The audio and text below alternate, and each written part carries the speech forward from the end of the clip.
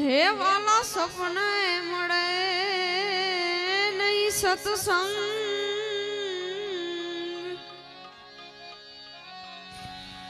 જો કૃપા થાય ગુરુદેવની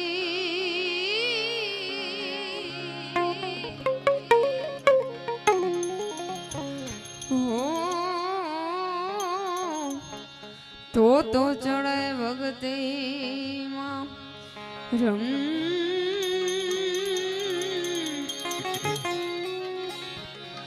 તો ચડે ભગતીમાં રમ જેના ઘેર સાધુ ગુરુજી ના વાસા રે ઉજડા રે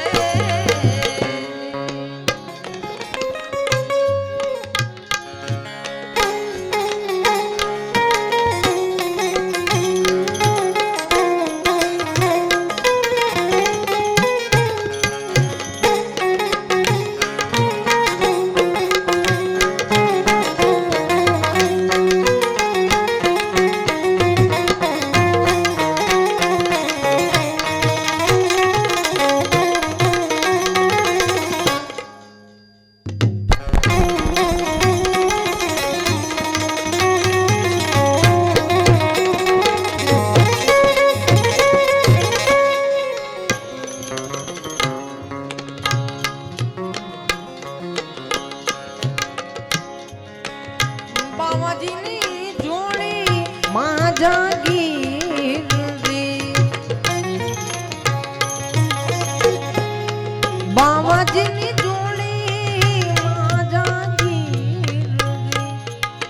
જોડી માં જાગીર એ દિન આપે નહીં કોઈ બાવાજીની જોડી માં જાગીર બાવાજીની જોડી માં જાગીર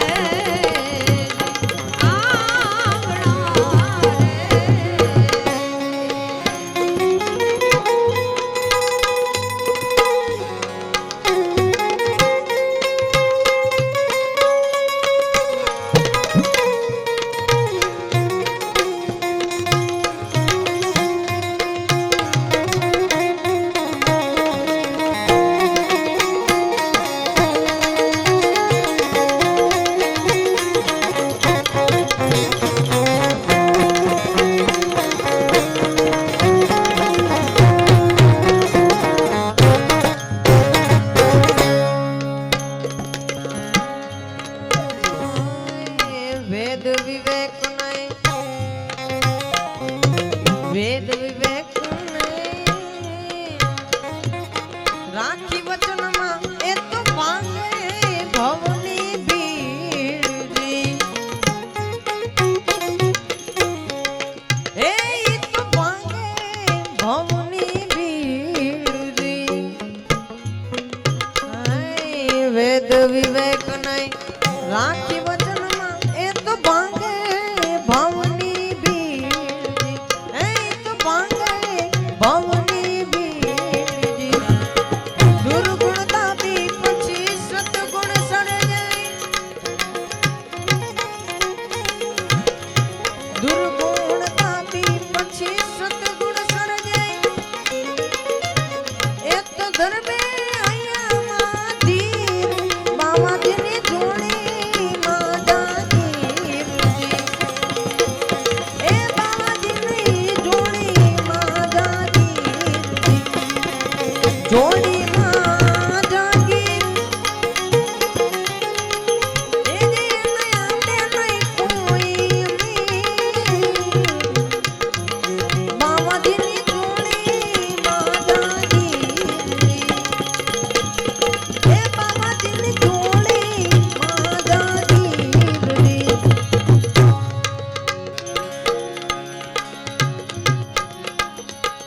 રીધિ ને સીધી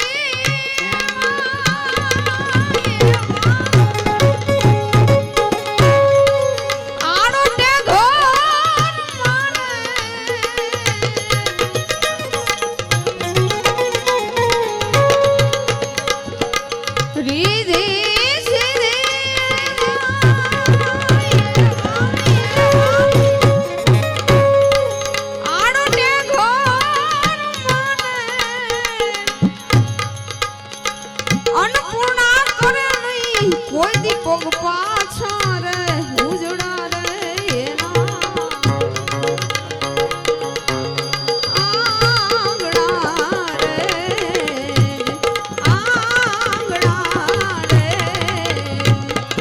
જેના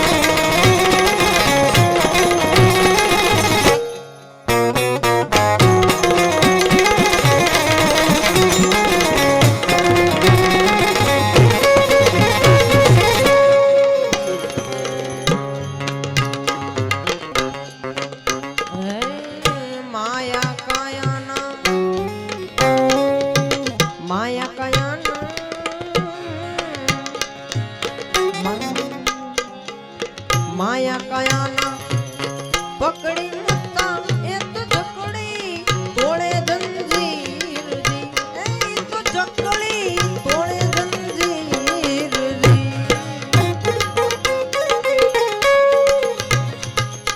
ગામ ગાણી જે મનવરાવે ગંગાજીમાં ગામ ગાણી જે મનવરાવે ગંગાજીમાં પછી તારે બહુ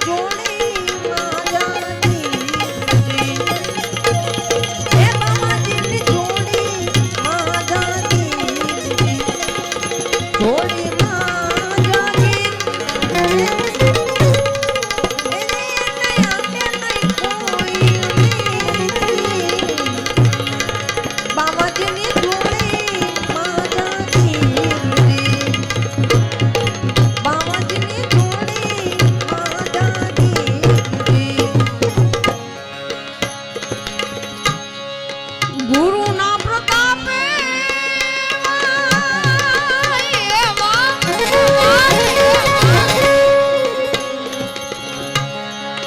બાલગીરી બોલ્યાને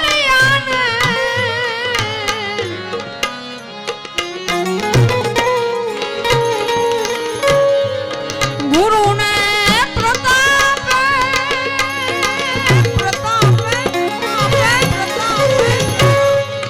બાલગીરી બોલ્યાને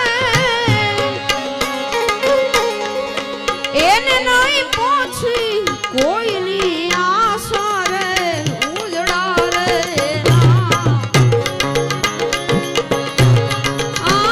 આંગણા રે જેના ઘેર સોનું ગુરુજીના વાસા રે ઉજળા રે આંગણા રે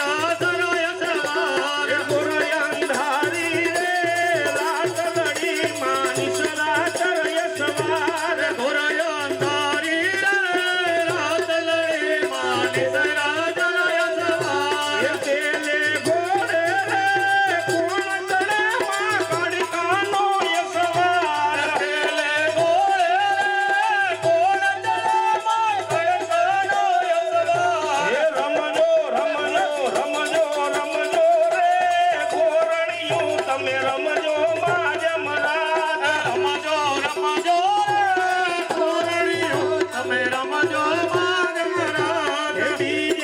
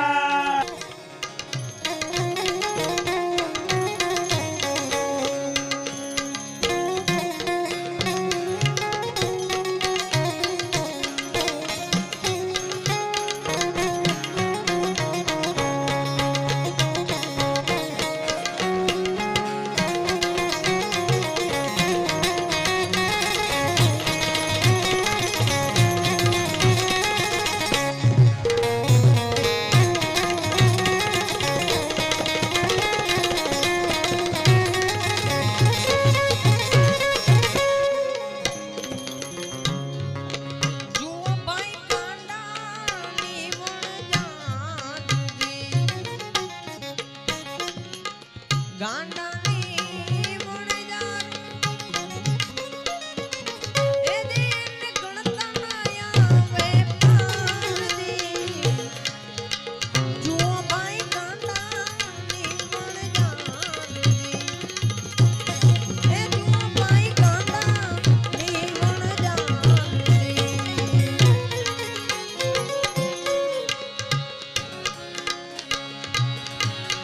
ભજનના ભરોસે રહેજો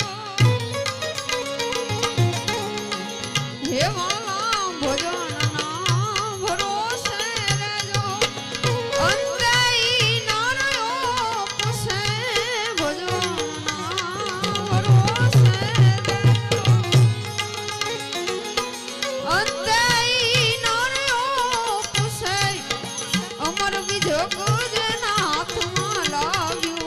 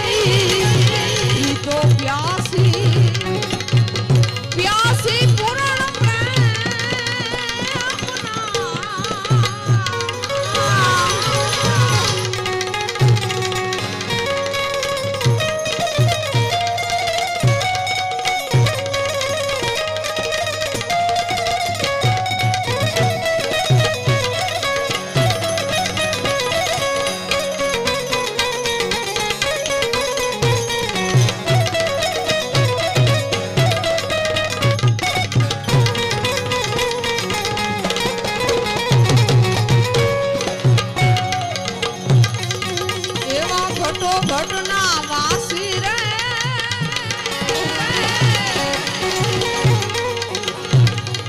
સાંધો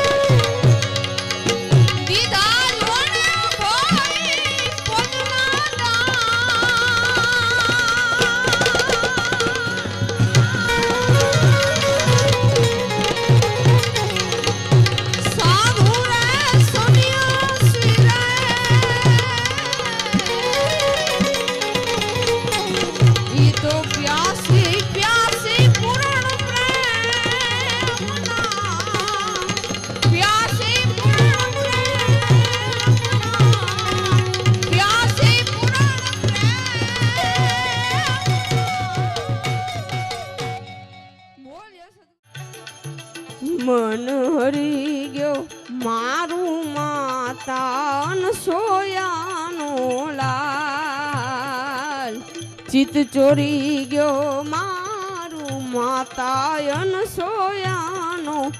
અનસોયાનો લાલ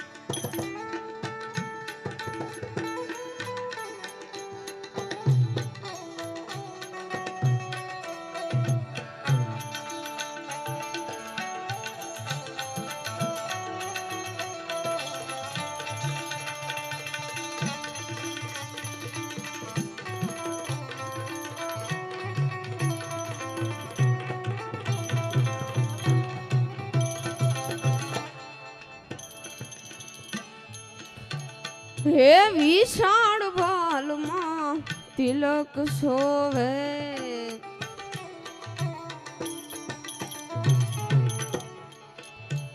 હે વિશાળ ભાલમાં તિલક શોભે શોભે ઉદયને ભાણ શોભે ઉદયને ભાણ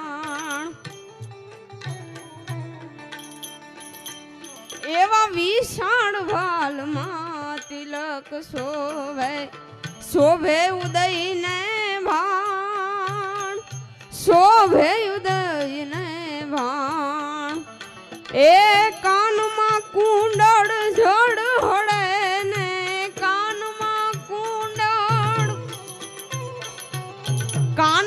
કુંડળ જડ હળે ને વીજ તણો ચમકાર મન હરી ગયો મારું માતા અનસોયાનો લાલ ચિત્ત ચોરી ગયો મારું માતા અનસોયાનો લાલ.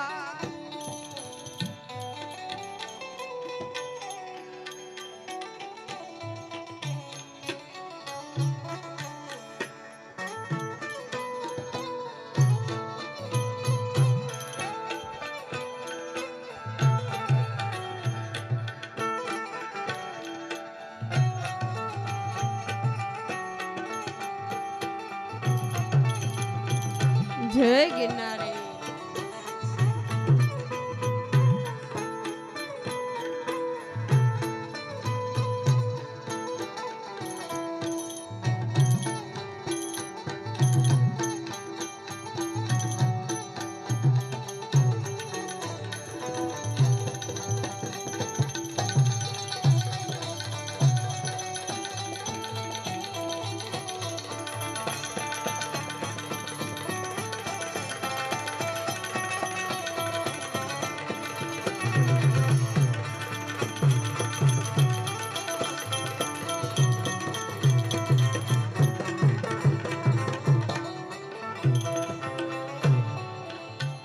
હે ખંભે જોડી ષડભુજમાં બાપુ વરાસણાનું સ્વાગત કરશે જસવંતભાઈ મોવિયા.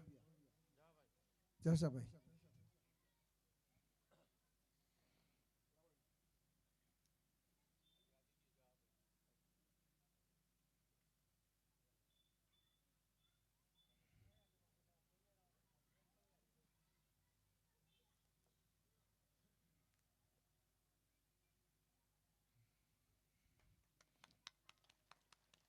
ત્યારબાદ મોહન શ્રી ધરમદાસજી બાપુનું સ્વાગત કરશે કિશોરભાઈ માકડિયા. જરાક ઝડપ રાખજો કિશોરભાઈ.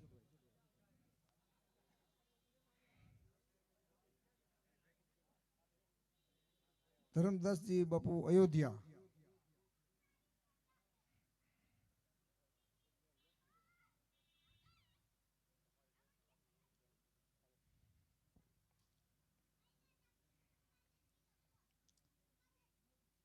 ત્યારબાદ નિમાવત બાપુ ગાયત્રી આશ્રમ દોલતપુરાનું સ્વાગત કરશે ગોમટા ગ્રામ પંચાયતના સરપંચ શ્રુતિભાઈ પાનસરા.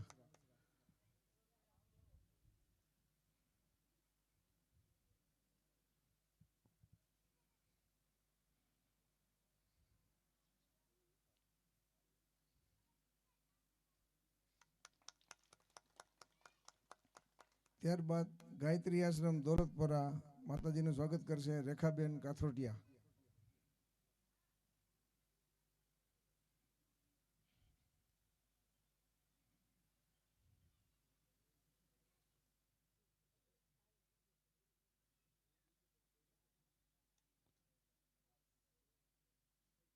ત્યારબાદ સરસ્વતી માતાજી શીતળામાં મંદિર મોવિયાનું સ્વાગત કરશે પ્રીતિબેન દરજી.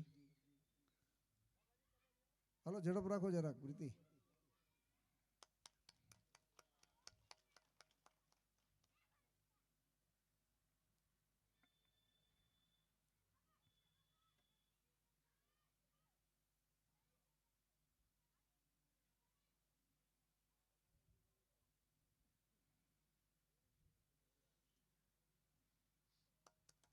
ત્યારબાદ કાશીરામ બાપુ બાપા સીતારામ ગોમટાનું સ્વાગત કરશે નવીનભાઈ ભાચાણી.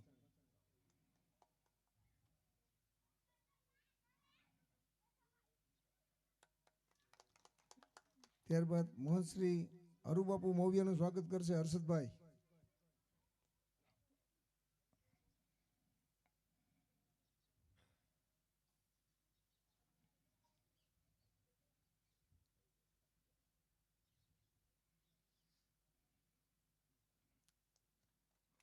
ત્યારબાદ મોહનશ્રી મનસુખપુરી અદતપુરી બાપુ મોવિયાનું સ્વાગત કરશે વિનુભાઈ ચાવડિયા. હલો, જરાક ઝડપ રાખો વિનુ.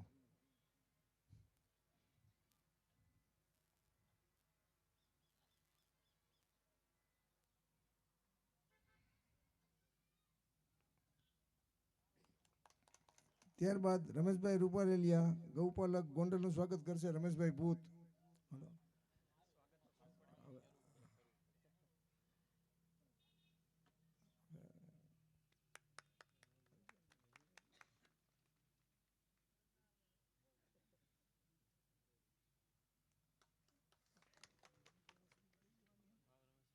હવે રમેશભાઈ રૂપારેલિયાને વિનંતી કરું કે 2 શબ્દ કહેશે.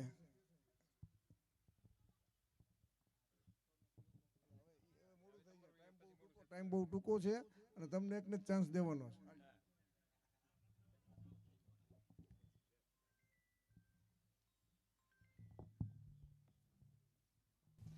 ઓમ નમો ગોભ્યઃ શ્રીમતીભ્યઃ સૌરભીભ્યેવ ચ નમઃ બ્રહ્મસૂતાભ્યચ્ય પવિત્રાભ્યામ નમો નમઃ.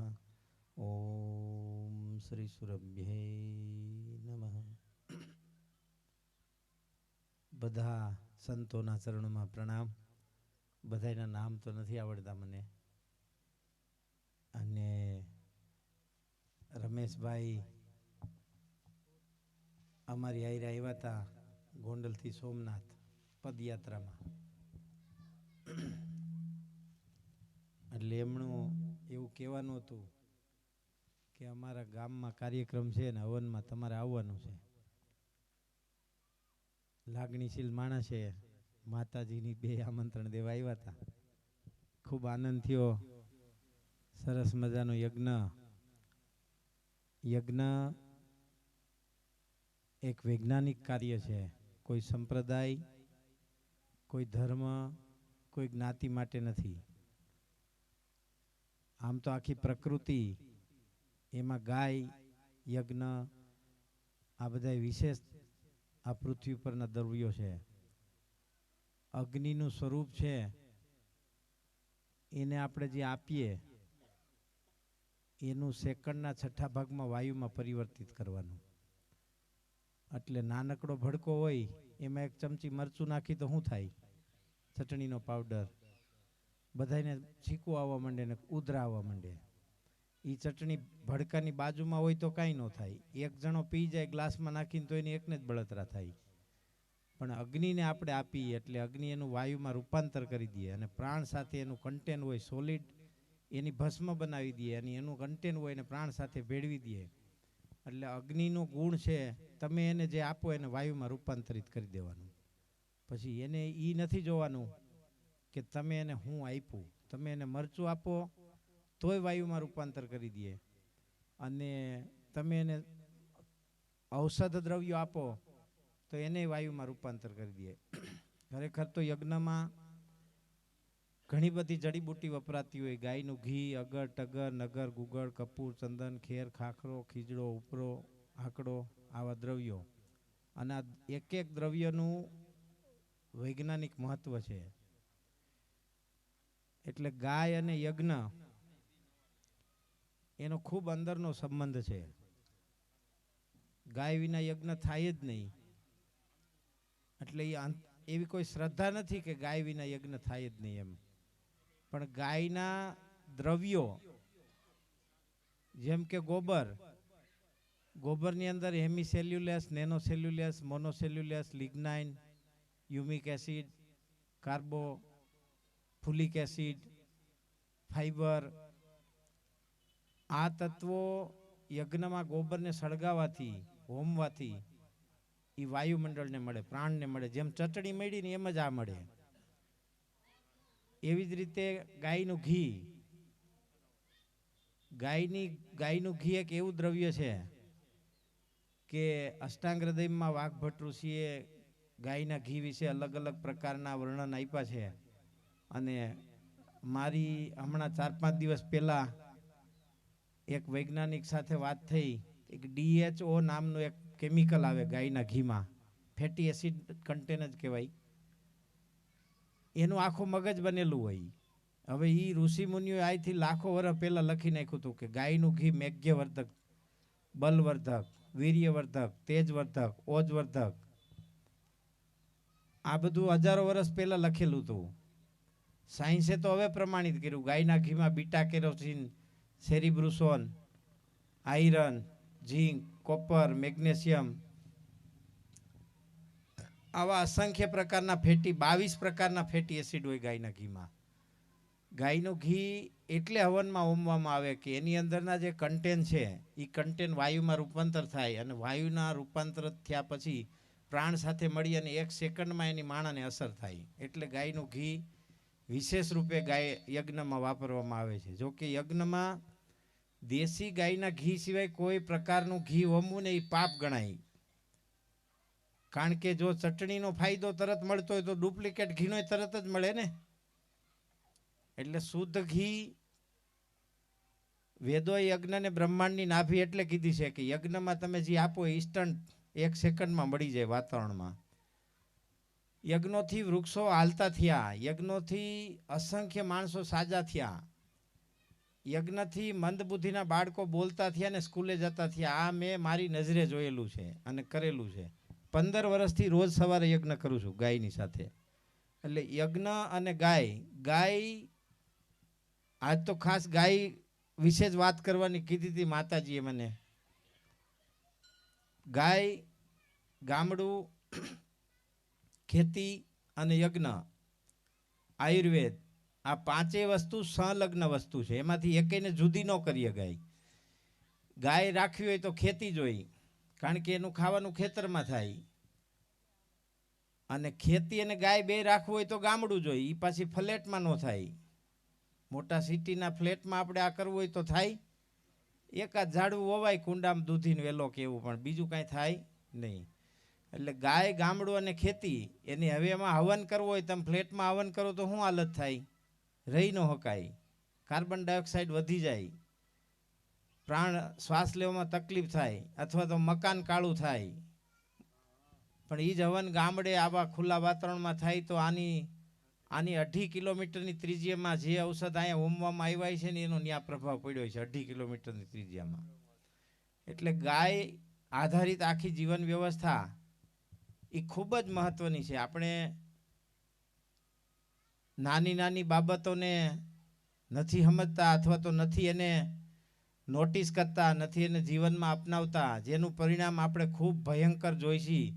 હમણાં અમારી બાજુમાં એક ભૈડિયાવાળા છે પિન્ટુભાઈ, એનો 2 વર્ષનો બાબો મગજની અંદર કેન્સરની ગાંઠ થઈ, 4 મહિના બીમાર રહ્યો, 2 વર્ષનો બાબો ગુજરી ગયો. અમે યાત્રામાં હતા ત્યાં કેશોદ, એનું મોઢું જરાક મળી નાખો ને આમ, એટલે આમ ન કરી નાખ, થોડુંક રાહું કરી નાખો. અમારે યાત્રામાં એક ભાઈ આવ્યા હતા,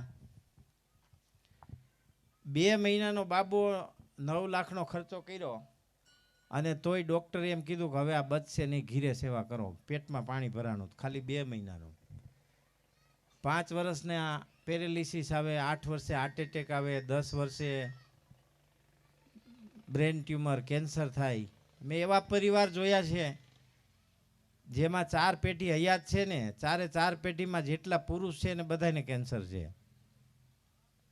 અમદાવાદની બાજુનું ગામ છે, 9,000ની વસ્તી છે. આખું ગામ શાકભાજીનો ધંધો, ઉગાડવાનો ધંધો કરે છે, અને 3600-3400 માણસોને કેન્સર છે એ ગામમાં.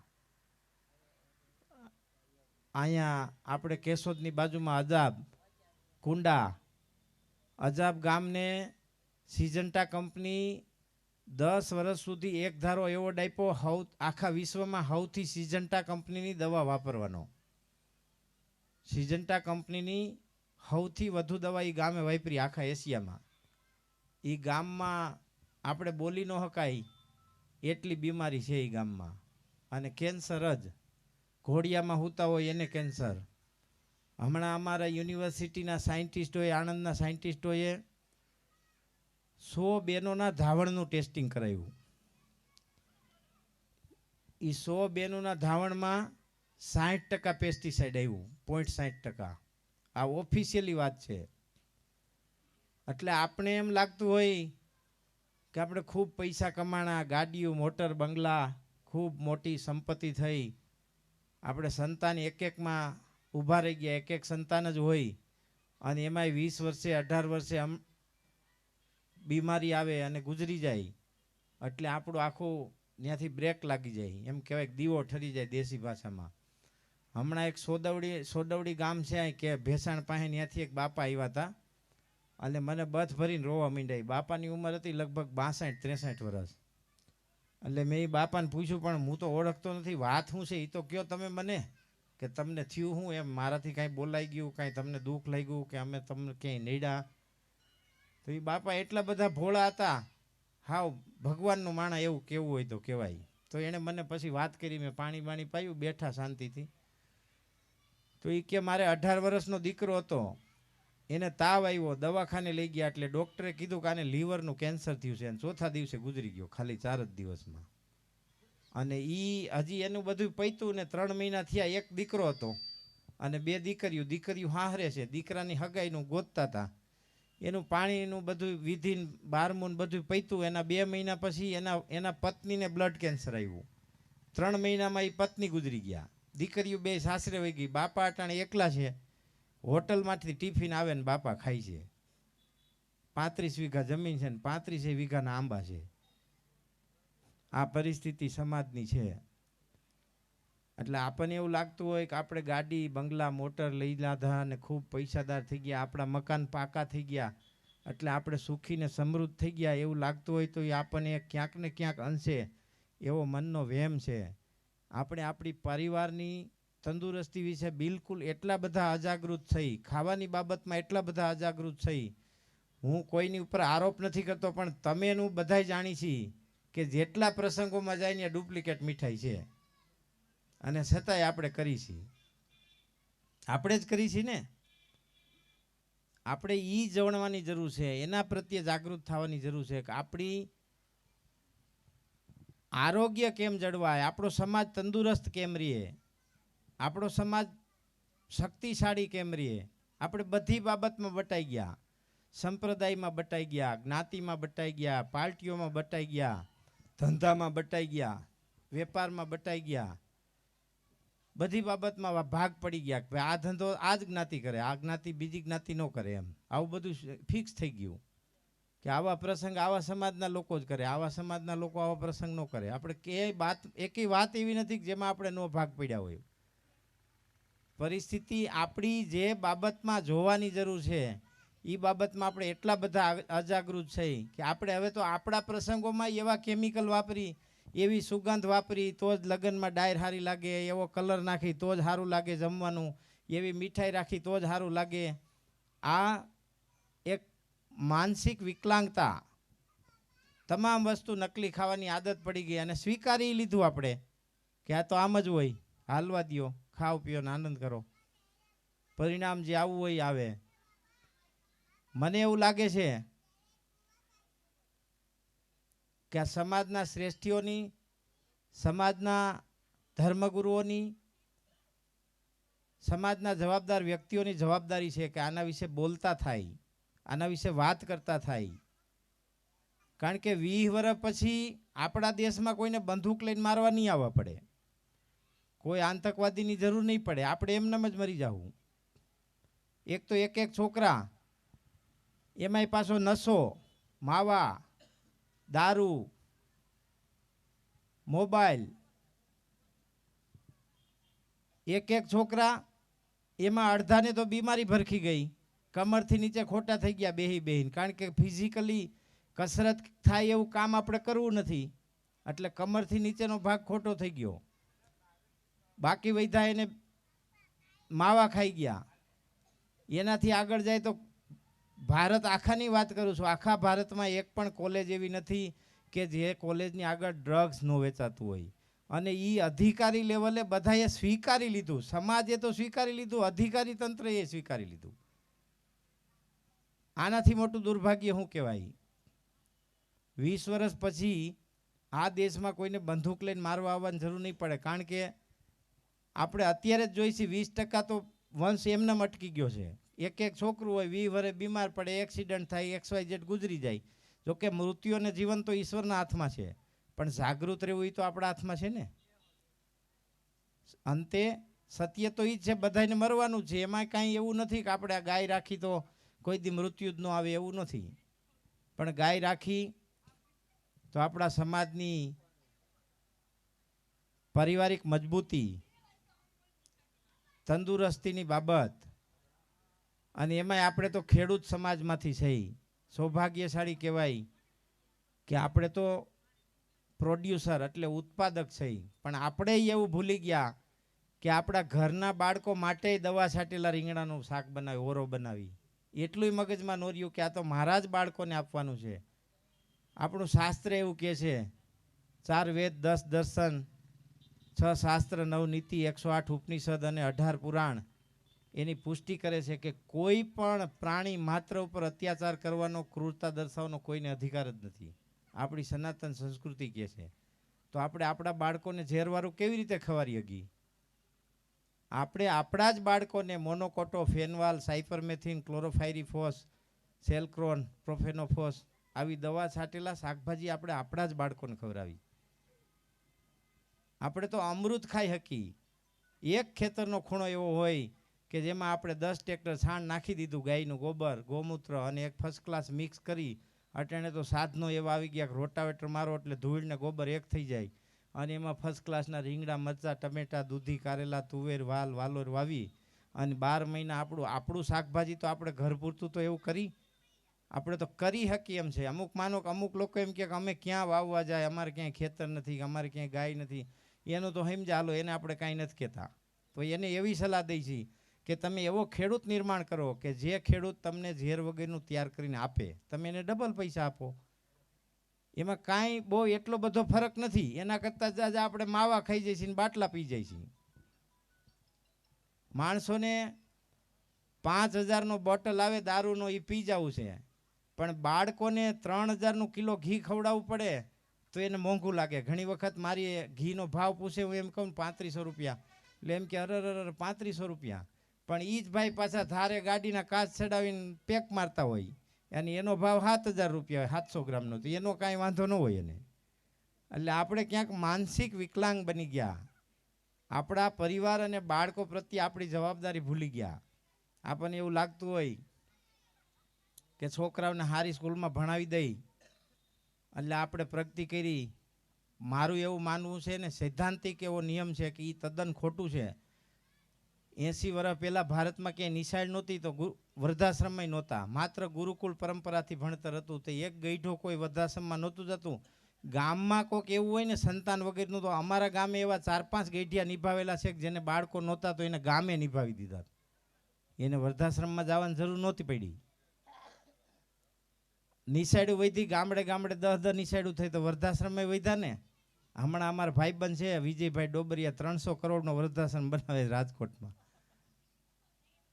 ગામડે ગામડે ગૌશાળા, ગાયનો તિરસ્કાર, ગાયોના વાડા. ગામડે ગૌશાળા એ સમાજનું કલંક છે. વૃદ્ધાશ્રમ એ સમાજનું કલંક છે. લૂલી લંગડી ગાયોની સેવા કરવી જોઈએ, આપણી શ્રેષ્ઠ નાગરિક તરીકે જવાબદારી છે. પણ એનો મતલબ એવો નહીં કે બધાય ગામમાં ઘરમાંથી ગાય કાઢી મૂકે ને ગૌશાળામાં જ રાખવાની. અટાણે તો ઠીક છે, ગૌશાળાઓ છે.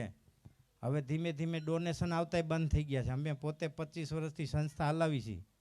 હવે દાન ધર્મ તો ઓછો થઈ ગયો છે. એટલો બધો પહેલાં આવતો તેટલો નથી આવતો. પહેલાં તો એક ભજનનો પ્રોગ્રામ કરો તો 15 લાખ રૂપિયા થતા. હવે તો આખું વર્ષ વળ ખાવ તો 10 લાખ નથી થતા. અને ટ્રાફિક ત્યાં વધી ગયો છે. જ્યાં 300 ગાય રાખવાની સંખ્યા છે ત્યાં 900 ગાય થઈ ગઈ છે. એટલે પરિસ્થિતિ આવી ગામો ગામ થઈ ગઈ છે, અને એ ખૂબ જ દુર્ભાગ્યપૂર્ણ છે. પણ ગાયનો વૈજ્ઞાનિક પક્ષ જો આપણને સમજાય, ગાયની ઉપયોગિતા સમજાય, તો ગાય આપણને એટલું બધું આપે કે આપણે આ જીવનમાં નહીં, હજારો જન્મમાં એનો ઉપયોગ એને ભૂલી ન શકીએ એટલું ગાય આપે. એટલે આપણા બધાય શાસ્ત્રો, ઋષિ પરંપરા, કૃષિ પરંપરા એ ગાય આધારિત હતી. કારણ કે ગાયના ગૌમૂત્રમાં 5100 એલિમેન્ટ છે, 5100 ન્યુટ્રિશન કન્ટેન્ટ છે. એટલા માટે આપણે ગાયના ગૌમૂત્રનો ઉપયોગ કરતા. ગાયના ગૌમૂત્રનો ઉપયોગ એટલો બધો વૈજ્ઞાનિક છે કે માનો કે આપણે કોઈ માણસ મરી જાય તો એની નીચે ગાયનું ગોબર ને ગૌમૂત્રથી લીપતા. એને પવિત્ર કેવું એનો મારો વિરોધ નથી, પણ એની અંદર એટલા બધા ammonium sulphate, phosphorus, sulphur, potash એવા કન્ટેન્ટ છે ગૌમૂત્રમાં કે જ્યાં બેક્ટેરિયા ડેડ બોડી પડે ત્યાં બેક્ટેરિયા ડેવલપ થવા માંડે ને એ બેક્ટેરિયાને રોકે. એટલે ગાયના ગોબરથી લીપણ થાય, ગાયના ગૌમૂત્રથી લીપણ થાય. પણ એને આપણે ભૂલી ગયા. હવે તો આના પછીની પેઢી અમારા પછીની એવી આવશે કે માર્ગે બજારમાં ગાય નહીં ગાય કહે, ભેંસ નહીં ગાય કહે, ઘોડા નહીં ગાય કહે, બકરા નહીં ગાય કહે, ગાય ગાય ગાય. હવે એની સમજાવવું જોઈએ વિડીયો રાખીને કે જો આને ગાય કહેવાય ને આને ભેંસ કહેવાય.